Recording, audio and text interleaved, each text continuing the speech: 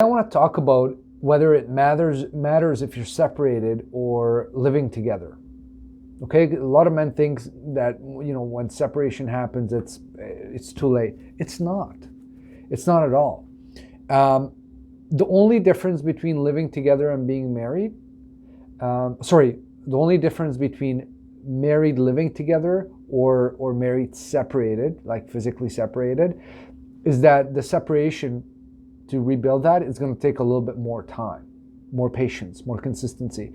But the tools, the steps are exactly the same, no different, right? You got to rebuild yourself, confidence, purpose, terms, letting her manage the relationship, pulling your bullets, all of that. And then you're going to learn how to do repair work on the marriage without her needing to make an effort.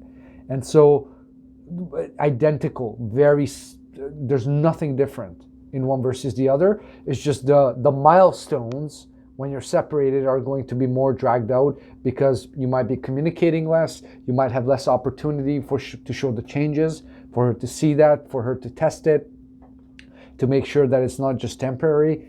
And so don't get discouraged. Oftentimes separation even works well for men because they get to really focus in on themselves. So we've had men who came into the program married, 2 months later, they couldn't stop the boulder, they were separated, and then after separation, 6 months later, they got back because the man really refocused himself. And he wasn't able to fully do the work because he was trying to please her and manipulate her and do things in a way where it wasn't coming genuinely across. Now, I'm not saying if you're married and living together that you should separate. That's not what I'm saying. You shouldn't. That's her decision.